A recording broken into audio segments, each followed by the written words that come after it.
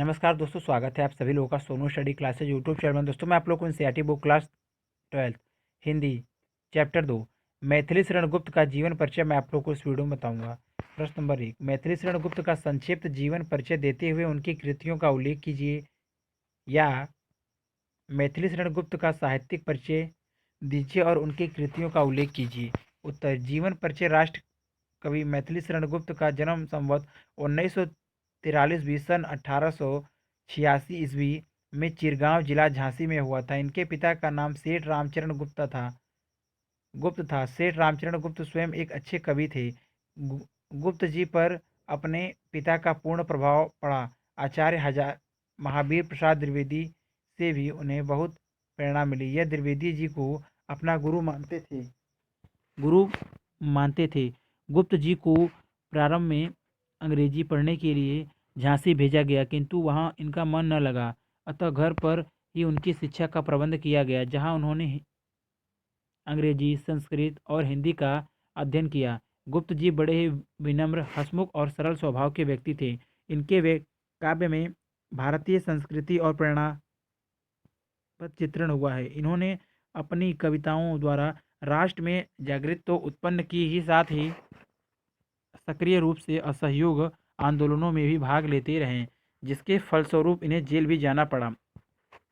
साकेत महाकाव्य पर इन्हें हिंदी साहित्य सम्मेलन प्रयाग में मंगला प्रसाद पारितोषिक भी मिला। भारत सरकार ने गुप्त जी को इनकी साहित्यिक सेवा के लिए पद्म विभूषण से सम्मानित किया और राज्यसभा का सदस्य भी मनोनीत किया। जीवन के अंतिम क्षणों तक यह निरंतर साहित्य सर्जन करते रहे।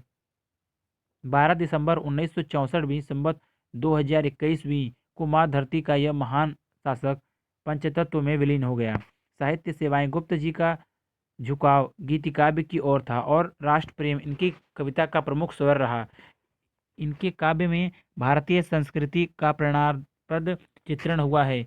इन्होंने अपनी कविताओं द्वारा राष्ट्र में जागृति तो उत्पन्न ही की ही, साथ ही सक्रिय रूप से असहयोग आंदोलनों में भी भाग लेते रहे, जिसके फलस्वरूप इन्हें जेल भी जाना पड़ा। संकेत महाकाव्य पर इन्हें हिंदी साहित्य सम्मेलन प्रयाग से मंगला प्रसाद पारितोषिक भी मिला। भारत सरकार ने गुप्त जी को इनकी साहित्यिक सेवा के लिए पद्म भूषण से सम्मानित किया और राज्यसभा का सदस्य भी मनोनीत किया। रचनाएं। गुप्त जी की समस्त रचनाएं दो प्रकार की हैं। नंबर 1, अनुदित तथा मौलिक। इनकी अनुदित रचनाओं में दो प्रकार का साहित्य, कुछ काव्य और कुछ नाटक। इन अनुदित ग्रंथों में संस्कृत के यशस्वी नाटककार भास के स्वप्न वासवदत्ता का अनुवाद उल्लेखनीय है। वीरांगना, मेघनाथ वध, वृत्त संहार आदि इनकी अन्य अनुदित रचनाएं हैं। इनकी प्रमुख मौलिक काव्य रचनाएं निम्नवत हैं। सांकेत, यह उत्कृष्ट महाकाव्य है जो श्री रामचरितमानस के बाद राम काव्य का प्रमुख स्तंभ है। भारत भारती, इसमें भारत की दिव्य संस्कृति और गौरव का गान किया गया है। यशोधरा, इनमें बुद्ध की पत्नी यशोधरा के चरित्र को उजागर किया गया है। द्वापर, जय भारत, विष्णुप्रिया, इनमें हिंदू संस्कृति के प्रमुख पात्रों के चरित्र का पुनरावलोकन कर कवि ने अपनी पुनर्निर्माण कला उत्कृष्ट रूप से प्रदर्शित की है। गुप्त जी की अन्य प्रमुख काव्य रचनाएं इस प्रकार हैं। रंग में भंग, जयदत्त वध, किसान, पंचवटी, हिंदू,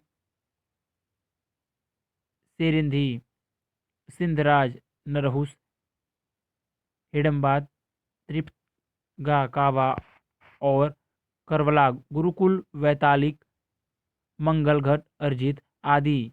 अनख, त्रिलोत्तमा, चंद्रहास नामक 3 छोटे छोटे पदबंध रूपक भी इन्होंने लिखे हैं। साहित्य में स्थान। राष्ट्र कवि मैथिली शरण गुप्त आधुनिक हिंदी के सर्वाधिक लोकप्रिय कवि रहे हैं। खड़ी बोली को काव्य के साँचे में ढालकर परिष्कृत करने का जो असाधारण कौशल इन्होंने दिखाया वह अविस्मरणीय रहेगा। इन्होंने राष्ट्र को जगाया और उनकी चेतना को वाणी दी है। यह भारतीय संस्कृति के यशस्वी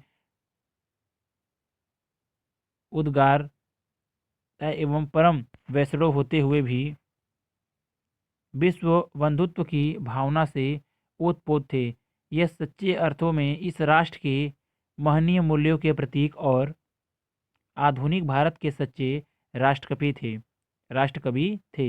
अगर वीडियो अच्छी लगी तो वीडियो को लाइक करें, शेयर करें, कमेंट करें और नेक्स्ट वीडियो के लिए चैनल को सब्सक्राइब जरूर करें। Thank you for watching.